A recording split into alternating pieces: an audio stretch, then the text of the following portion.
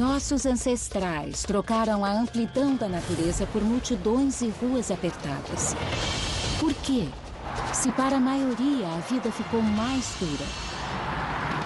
Depois que as cidades surgiram, era impossível voltar atrás. E ainda estamos pagando preço por estes pecados. Eu sou Kara Cooney, uma egiptóloga em uma busca internacional. Observo o comportamento humano passado e presente do ponto de vista do Egito Antigo. E quanto mais viajo pelo mundo, mais semelhanças eu vejo. Ao explorar como nos tornamos quem somos hoje, eu sempre retorno aos legados do Egito. Esta é a atual cidade de Luxor. Como no restante do mundo, a maioria dos egípcios vive em cidades populosas como esta. Mas nem sempre foi assim. Pouco antes dos antigos egípcios começarem a construir seus maiores monumentos, o próprio conceito de cidade era desconhecido. As cidades são uma invenção relativamente recente. Os humanos sempre foram caçadores e coletores que viviam em grupos familiares pequenos e nômades. Eles tinham poucas e se mudavam de acordo com as estações em busca de caça e das melhores frutas e vegetais. Mas hoje, mais da metade da população mundial vive em centros urbanos congestionados. Então, quando e por que as cidades surgiram? Que fatores levaram as populações a fincar raízes e construir prédios? Isso não aconteceu de repente. O primeiro passo foi a agricultura. Para se cultivar uma lavoura, era preciso ficar no mesmo lugar. A agricultura também gerou um grande excesso de alimento pela primeira vez na história. Graças a isso, enquanto os fazendeiros trabalhavam, algumas pessoas podiam fazer outras coisas. Pode parecer idílico, mas mesmo no Egito, com o solo extremamente fértil do Nilo, a vida no campo é difícil. Em muitos sentidos, era mais fácil ser nômade, seguir as migrações dos animais que eram caçados e coletar frutas e vegetais selvagens. Por mais natural que plantar o nosso próprio alimento pareça, o surgimento de fazendas e cidades foi uma ruptura radical na história humana. É a chamada Revolução Neolítica ou Agrícola, o período da história humana em que as pessoas ficaram presas à terra pela primeira vez. E quando isso aconteceu, tudo na sociedade humana mudou. Algumas das evidências mais antigas de agricultura de todo o mundo estão no Egito, num lugar chamado Fayum, cerca de 130 quilômetros ao sudoeste do Cairo. Boa parte de Fayum fica às margens do rio Nilo. É uma terra fértil, ideal para o cultivo. Mas ao longo dos milênios, o curso do Nilo mudou. A terra, que na antiguidade era nutrida pelo rio e por um grande lago, hoje é um deserto árido. Foi numa destas regiões que minha colega Vilank Vendrick encontrou recentemente evidências de uma antiga comunidade agrícola que data de 5.500 a.C., 3.000 anos antes da construção das primeiras pirâmides. Podemos dizer que essas trincheiras representam o primeiro povoado do Egito, ou a primeira evidência de um povoado, ou temos uma coisa mais antiga? Pode haver povoados mais antigos, mas não encontramos. Essa é a evidência mais antiga que temos de um povoado. E não é um povoado da forma que imaginamos, com ruas e casas. A equipe de Vilank estuda as camadas de material depositadas pelas pessoas ao longo do tempo. O nome da técnica é estratigrafia. Camadas escuras de cinzas revelam que os aldeões antigos construíram fogueiras em locais permanentes. Isso indica que este povo habitou este local por décadas.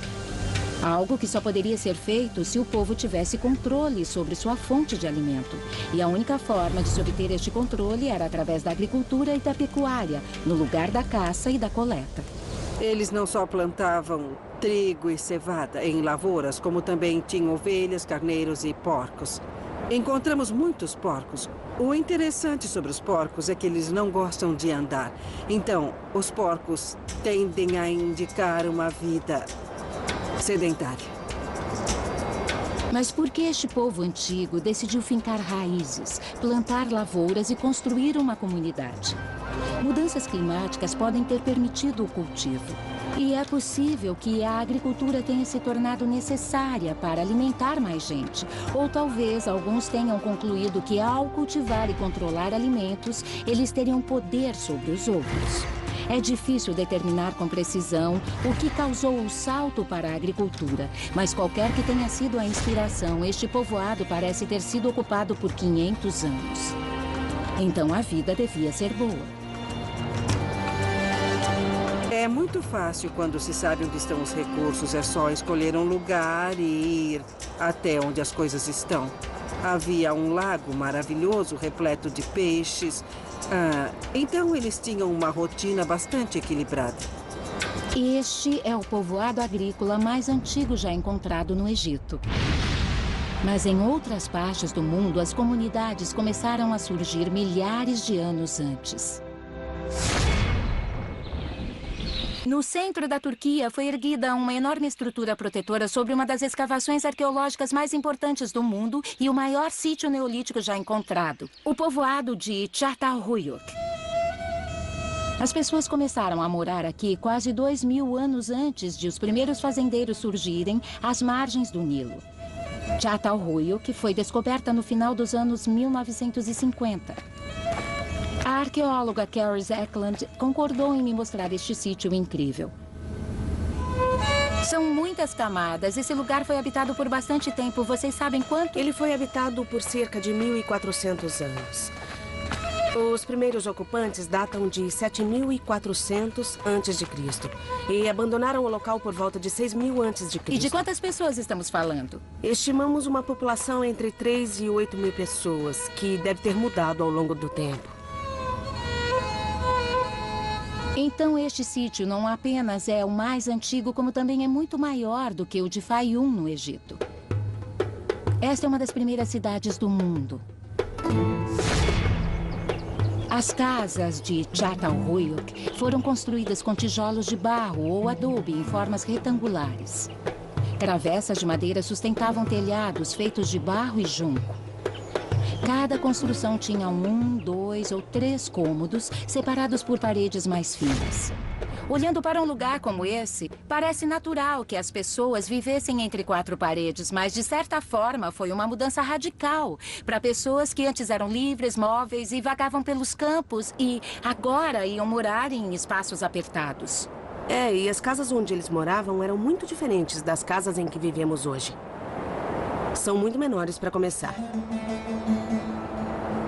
Não há espaço entre as paredes que dividem as casas. Elas eram muito próximas. Às vezes dividiam paredes, às vezes eram separadas por centímetros. Então não há ruas. E achamos que eles se deslocavam pelos telhados. E entravam nas casas por buracos no teto. As casas deviam acomodar de 8 a 10 pessoas e ficavam coladas umas às outras, como numa colmeia. Os arqueólogos já descobriram 18 camadas de construções em Çatalhöyük, uma profundidade de quase 7 andares. Uma construção durava aproximadamente 80 anos. E quando as pessoas iam abandonar uma casa, elas passavam por um processo especial. Primeiro limpavam a casa toda, esfregavam o chão, esfregavam as paredes, desmontavam o teto, tiravam as travessas e derrubavam a parte de cima das paredes. Depois preenchiam cuidadosamente o resto da habitação com terra e erguiam a casa nova em cima dela. Os arqueólogos chegaram a encontrar 4 casas alinhadas exatamente em cima da anterior, com as paredes, fornos e lareiras exatamente no mesmo lugar. Então, nesta cidade antiga, há uma continuidade notável ao longo do tempo. Há diversas teorias sobre quem morou em Çatalhöyük. Alguns arqueólogos acreditam que eram todos fazendeiros, que trabalhavam nas planícies inundáveis que cercavam a cidade. Mas outros acreditam que pelo menos alguns dos moradores eram livres para se dedicar a outras atividades, já que a comida era abundante. Se pensarmos em todas as atividades de uma cidade moderna, igrejas, cemitérios, zonas industriais, fábricas, residências, o que vemos em Çatalhöyük É tudo isso reunido num espaço só, o lar. Eles enterravam os mortos sob o piso, eles cozinhavam, comiam e viviam no salão principal. Então cada família vivia sua própria vida aglomerada nessa cidade. Isso, mas ao mesmo tempo há um certo equilíbrio, porque eles viviam numa comunidade com outras 5.000 pessoas. Para os moradores de Çatalhöyük, este estilo de vida trouxe novos desafios, como lidar com dejetos humanos, lixo e doenças. Em Çatalhöyük, na Turquia, os arqueólogos trabalham há anos para escavar estas habitações neolíticas, algumas delas com mais de 9.000 anos de idade. Eles reconstruíram um dos lares antigos e o chamam de Casa Experimental. Pode descer, Caris. Ela nos dá uma ideia de como era a vida em uma das primeiras cidades do mundo. Temos um buraco de entrada ali, as pessoas desciam por uma escada ou algum tipo de escadaria. O forno ficava diretamente embaixo da porta para a fumaça sair. E a porta era a única fonte de ventilação e de luz, porque não encontramos evidências de janelas. E não é tão escuro, é bem iluminado. As paredes caiadas refletem a luz e criam uma sala bem clara. Casas como esta tinham pesados moinhos de pedra. Um indício claro de que estas pessoas dependiam de grãos e vagens, alimentos que precisam ser processados antes de consumidos. Uma coisa interessante sobre a dieta é que cada casa tinha uma área de armazenamento. Então, eles estocavam e preparavam a própria comida. Este equipamento de moagem era necessário para que eles pudessem comer. Então, eles não podiam simplesmente ir embora, porque teriam que transportar tudo isso, que é muito pesado, são bens imóveis. Eles estavam comprometidos a ficar aqui. E podemos ver isso claramente nas obras de arte. Esta é uma réplica do original. Isso, é uma réplica de uma pintura. Ela já foi interpretada de diversas formas. Alguns dizem que isso aqui é um vulcão. Ele se chama Hassan Dağ e nos dias claros é possível vê-lo daqui. Algumas pessoas acham que é a erupção do vulcão e que esses blocos representam as casas de Çatalhöyük. Uma interpretação alternativa diz que é a pele de um leopardo, porque sabemos que eles eram muito importantes. Tudo indica que a vida em Çatalhöyük era eficiente e sem sobressaltos. Este povo antigo claramente aprendeu a viver bem no mesmo lugar e com outras famílias por um longo período. Mas com os primeiros grandes aglomerados humanos da história, surgiram uma série de consequências desagradáveis. Com uma população de 6.000 pessoas dividindo o mesmo espaço ano após ano, sem nunca se mudar para uma área mais limpa, a higiene era um grande problema. E embora os restos mortais não conservem muitos indícios, doenças infecciosas e parasitas, como solitárias e piolhos, deviam ser comuns. A mudança para as cidades foi um caminho perigoso. E quanto ao lixo, como lidavam com ele? Eles acumulavam o lixo aqui mesmo. Havia espaços entre as construções que hoje nós chamamos de estrumeiras ou áreas de descarte. É onde eles depositavam todo o lixo doméstico e os dejetos humanos. Então devia ser bem mal cheiroso. Provavelmente. Devia ser... Nós sempre pensamos nisso. Devia cheirar muito mal, devia atrair moscas, devia haver ratos vivendo nos pequenos espaços entre as casas. Levando em conta os aspectos negativos, como infecções, doenças e vermes, a vida num lugar apertado e populoso como Çatalhöyük parece ser um retrocesso. Então, como era a vida antes da Revolução Agrícola? Os povoados fixos. Para saber, basta seguir uma cultura que ainda sobrevive da caça e da coleta. Restam poucos destes povos, e a maioria deles vive em lugares remotos e inacessíveis. Mas, felizmente, existem pessoas que conservam a memória deste estilo de vida em áreas bem mais próximas. No estado do Oregon, vivem as tribos do Planalto, o Matila, Caiús e o Walla Walla. Estes nativos americanos ainda praticam a caça e a coleta. Embora vivam em aldeias e cidades permanentes a maior parte do tempo, ao longo de várias semanas por ano, na primavera e no outono, eles deixam o mundo urbano para trás e retornam ao estilo de vida nômade de seus ancestrais. Brian Connor e Ken Hall são caçadores tribais. Por que as pessoas de ascendência indígena ainda tentam viver a moda antiga, caçando e coletando? Se houver uma pessoa que ainda fale a língua, ainda saiba como caçar e coletar e ainda conheça os costumes, se houver uma pessoa entre centenas, a cultura continuará viva. Bob Connor é diretora do Instituto Cultural Tribal, onde ensina os costumes antigos às novas gerações. Você acha que as tribos do Planalto vivem nessa área há cerca de 10 mil anos? No mínimo 10 mil anos. E eles nunca moraram em cidades, sempre em povoados menores?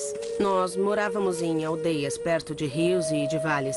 E em áreas protegidas, principalmente no inverno. E migrávamos junto com nossas fontes de alimento, quando as estações mudavam. A migração constante exigia pouca bagagem, especialmente em termos de abrigo. Marjorie Oaheneka aprendeu a caçar e coletar ainda na infância. Uma das palavras que sempre vem à mente das pessoas é nômade. É um termo correto em parte, mas não exatamente, porque não viajávamos à toa, havia um propósito por trás daquilo. Era migratório. Isso, o propósito era encontrar comida. O abrigo perfeito para este estilo de vida móvel era uma espécie de tenda, o tipi. As tribos do Planalto costumavam viajar em grupos familiares de cerca de 25 pessoas. Que prático! As mulheres da tribo eram responsáveis pela construção dos tipis. Esse vai aqui. Vocês fazem parecer fácil. Cada tipi abrigava 5 ou 6 membros da família. Construtores experientes podem erguer uma tenda em cerca de 20 minutos. Esse foi o meu melhor até agora. Ficou bom. Até que altura eu tenho que ir? Até o alto. Às vezes as meninas escalavam. Até lá. Até lá. Até lá. Ou subiam no ombro das outras. Ela vai precisar de uma cadeira. Eu preciso de uma cadeira. É a primeira vez que eu vou dizer isso na vida, viu? Eu não sou alto bastante. Anda, agora vai. Ah, agora sim. Ei! Marjorie, nem demoramos muito para montar. E eu fiquei pensando em como isso se compara à vida na cidade, em que todo mundo fica apertado em estruturas permanentes. Essa não parece uma forma ruim de se viver. E não era. Nós estamos sempre ao ar livre, nós nos mantemos ativos. Vocês caçam, montam cavalos, coletam, acampam de vez em quando em tendas como esta. É um estilo de vida saudável. Muito saudável. Foi só quando os não-índios chegaram que nós começamos a sofrer com doenças e outras coisas que restringiram a nossa longevidade. As novas doenças restringiram mais do que apenas a duração da vida dos índios. O avanço dos colonos brancos rumo ao oeste quase destruiu todo o seu estilo de vida. Os forasteiros queriam terra e queriam ser seus donos. Com a chegada das plantações e criações de gado, ergueram cercas e acabaram com a caça que vocês praticavam? Tudo mudou, era um novo conceito. Não podíamos entrar nas áreas em que caçávamos sazonalmente e tínhamos que mudar de lugar, o que gerava mais conflito. Embora em escala menor, e durante apenas parte do ano, as tribos do Planalto do Oregon manterão as tradições vivas enquanto houver raízes e frutas para colher e manadas para caçar. O nosso estilo de vida antigo foi provado ao longo de milhares de anos. E esse país tem apenas alguns séculos e, com as dificuldades que o mundo enfrenta hoje, pode ser que a gente volte a viver como antes. Então, se a civilização entrar em colapso, Sem vocês problema. sabem que Saberemos estarão sim o que fazer. Eu vou me mudar para cá. Vou começar a visitar o Oregon. Nós podemos te adotar. Vocês me adotam? sim, Eu posso claro, vir com caçar certeza, aqui? pode vir. Os humanos viveram como caçadores e coletores por milênios. Não foi por falta de conhecimento da técnica para plantar. Sabiam que se plantassem uma semente na terra, ela cresceria. Mas entendiam que um estilo de vida móvel fornecia um modo rico, saudável e flexível de se adaptar ao ambiente. Então, por que a mudança? A análise arqueológica recente de ossos antigos pode nos explicar. Esta é a Universidade de Tel Aviv, em Israel, que abriga os restos mortais de alguns dos primeiros humanos que habitaram o Mediterrâneo. Estou aqui para descobrir como a vida nas cidades afetou a saúde das pessoas entre 7 e 9 mil anos atrás. Usando métodos tradicionais e avançados, os cientistas podem aprender muito a partir destes ossos. Alguns dos ossos parecem ter sido queimados, estão pretos. Os ossos ficavam embaixo do piso, muito perto do fogo. Israel Hershkovitz é um antropólogo físico consagrado. A análise de ossos humanos antigos é uma parte vital de seus estudos. Ossos longos, como braços e pernas, revelam muito sobre nutrição e doenças. Mas um único dente pode contar toda a história de vida e morte de um ser humano antigo. Então os dentes podem dizer... Os dentes podem informar sobre a dieta, sobre a saúde em geral, sobre o crescimento e desenvolvimento, sobre a rotina, sobre o que faziam, porque as pessoas usavam os dentes como ferramentas e não só para a alimentação. O Dr. Hershkovitz estudou milhares de espécimes do fim do período dos caçadores e coletores, conhecido como Natufiano, e dos primeiros fazendeiros do início do Neolítico. Através de uma análise microscópica e testes químicos, ele encontrou diferenças fundamentais entre os dois estilos de vida.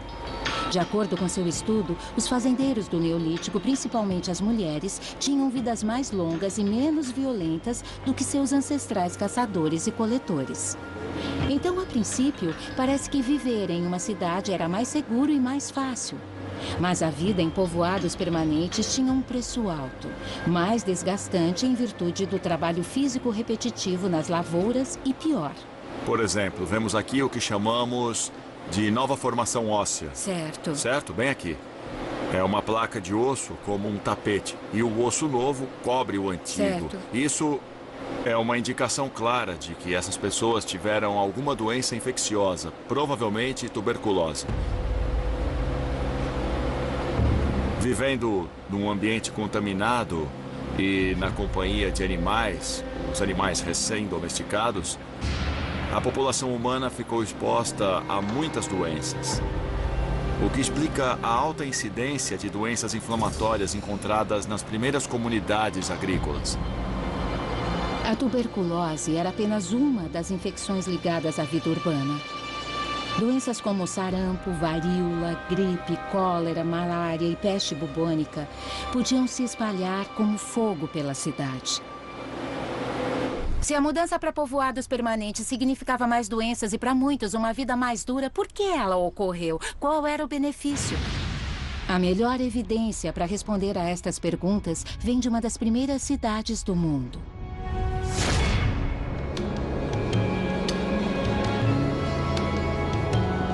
Esta é a atual cidade de Jericó.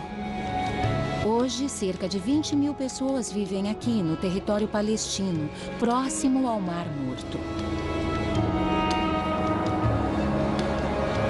Acredita-se que Jericó seja uma das cidades continuamente habitadas mais antigas da Terra, estabelecida há cerca de 10 mil anos, provavelmente antes do primeiro povoado de Çatalhöyük. Estou escalando um dos primeiros muros conhecidos da história. Ele tem 9 mil anos de idade e pode até ser mais velho. Pode não parecer muito, mas a 1 metro, talvez 1,5 metro abaixo do solo. Além disso, ele está ligado a esta torre enorme, redonda e monumental, que tem uma escadaria em seu interior. Provavelmente a primeira escadaria da história humana. A maioria dos arqueólogos acredita que uma muralha e uma torre como estas só podem ter sido erguidas para defesa.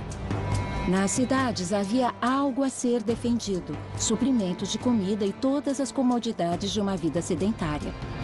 Pela primeira vez na história, as pessoas tinham uma coisa além de si mesmas e de suas famílias para proteger. Jericó era uma comunidade neolítica vibrante e movimentada.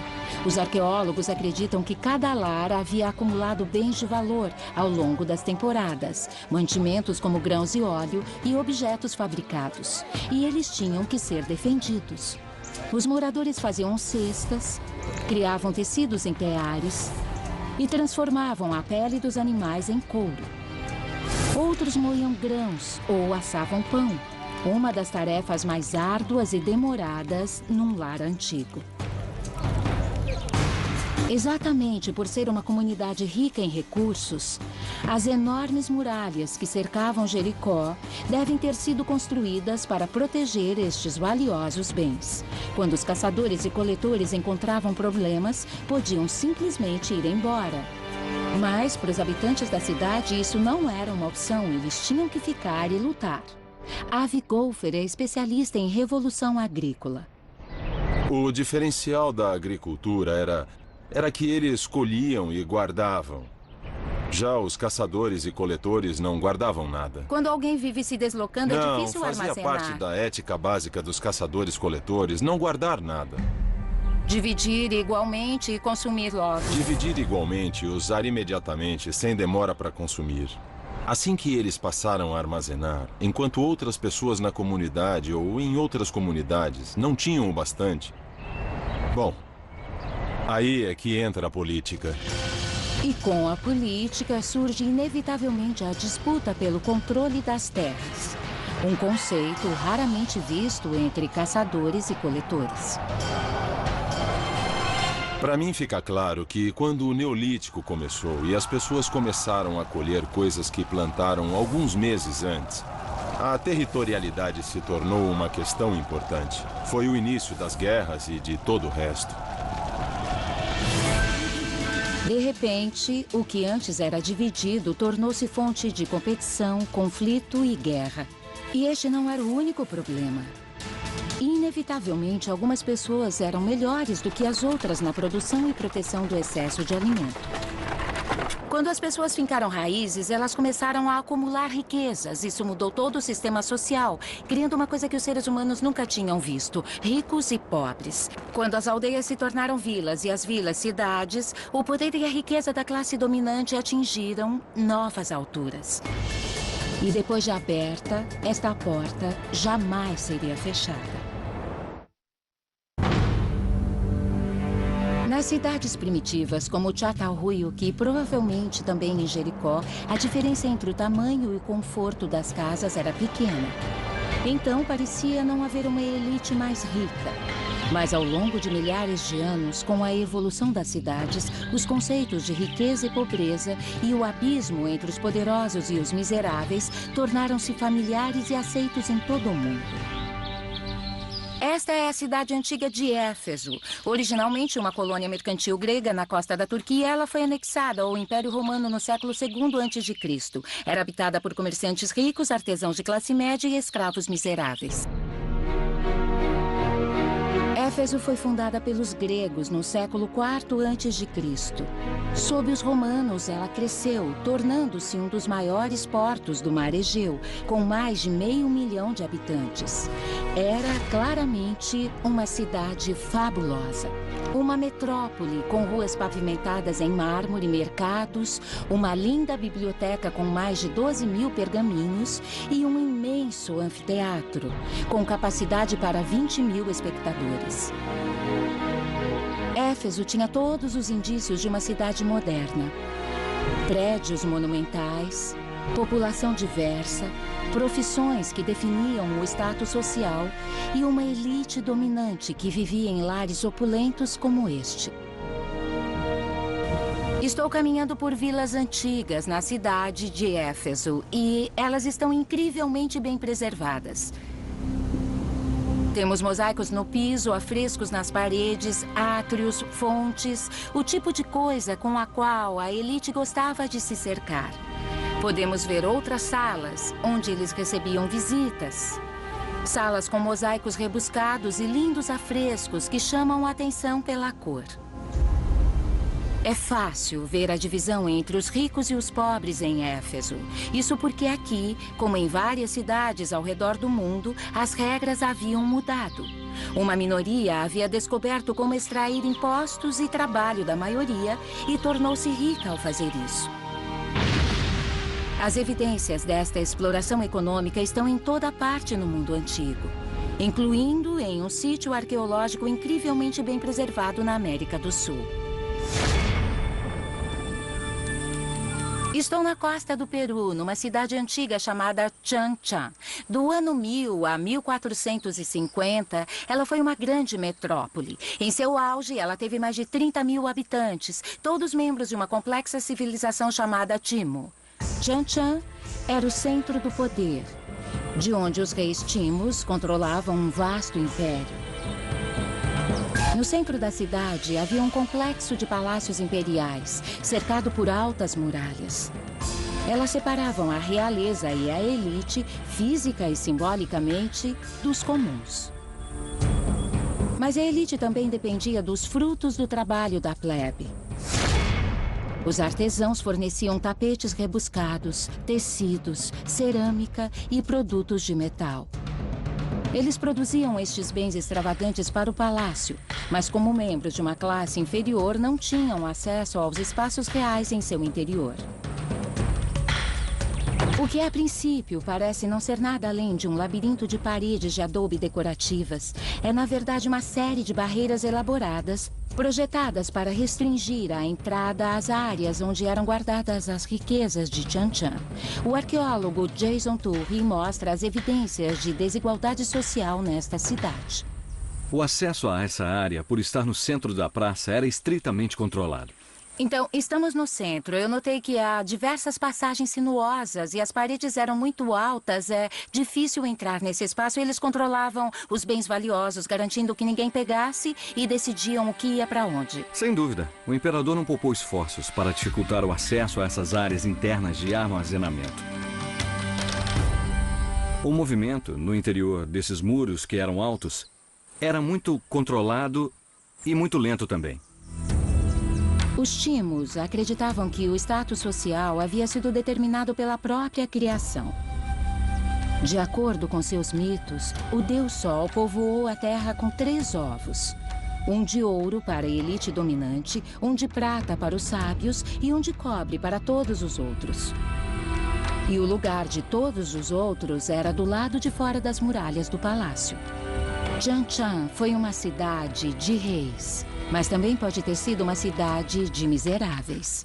Estamos do outro lado do muro e eu vejo imediatamente a diferença na arquitetura. Essas são as ruínas de uma estrutura. Podemos ver que é uma construção, mas não era nada parecida com o palácio. Parede.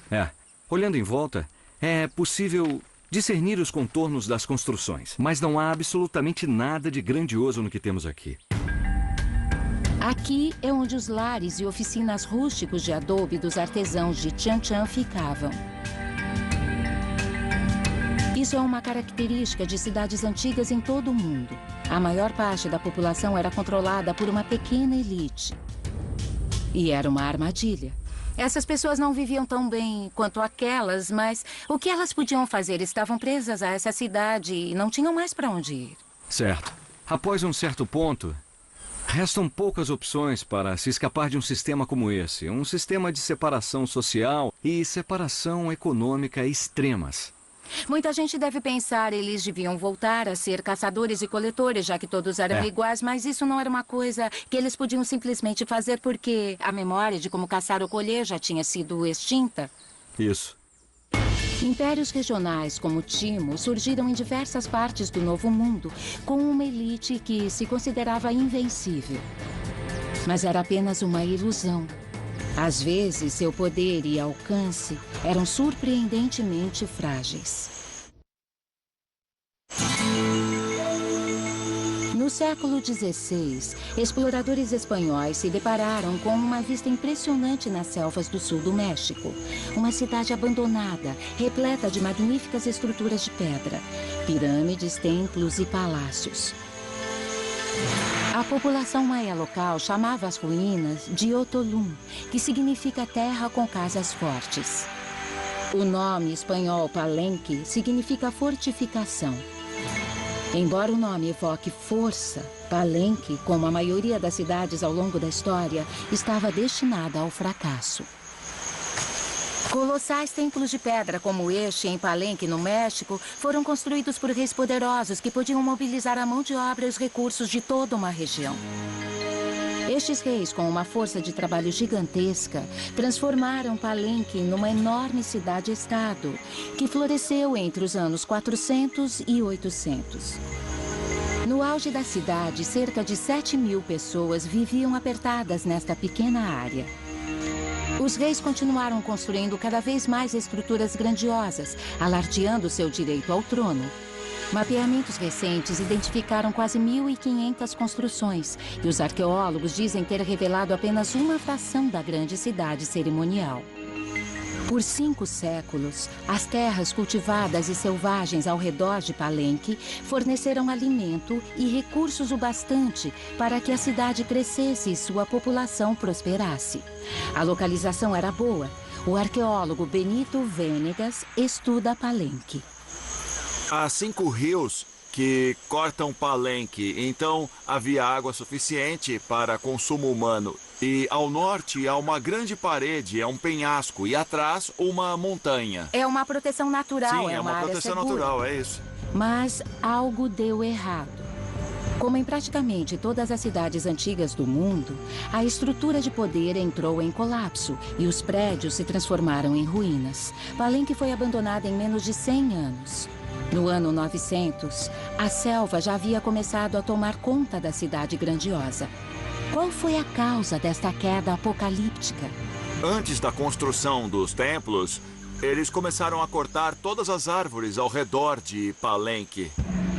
As árvores eram usadas como combustível na fabricação de estuque para revestir as enormes construções de pedra. 1 tonelada de estuque exigia a queima de 3 toneladas de lenha.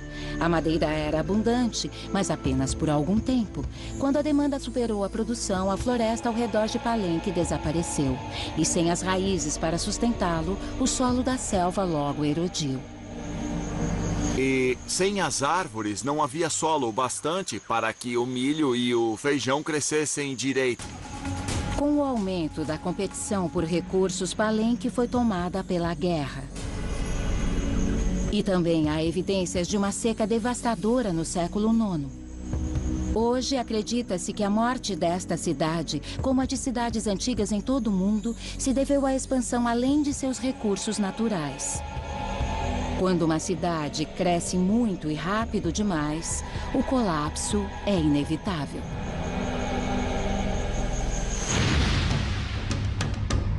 Na mesma época em que Palenque afundava, uma cidade do outro lado do mundo ganhava importância.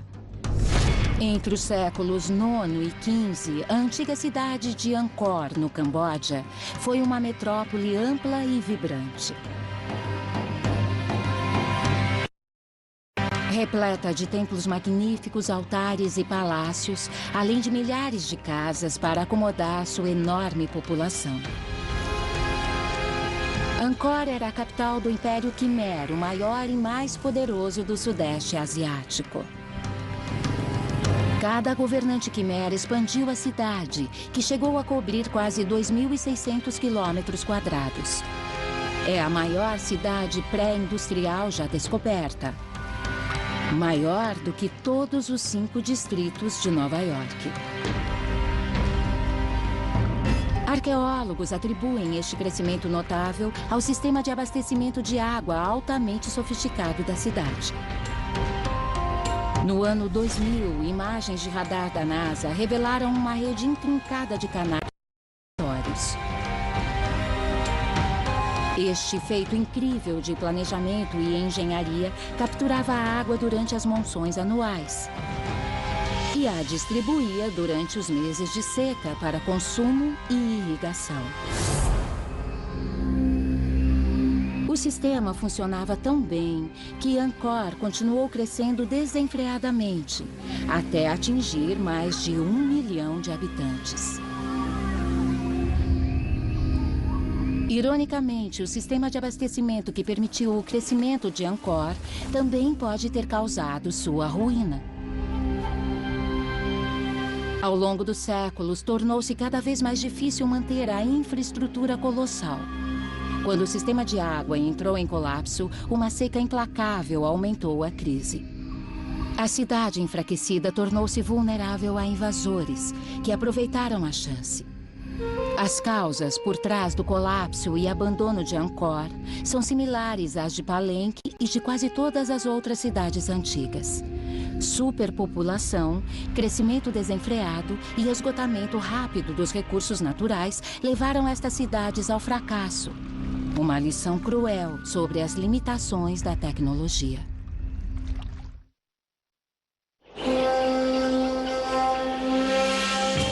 Ao longo dos últimos 10.000 anos, as cidades se transformaram de simples aglomerados de casas de barro em complexas teias de concreto e ar.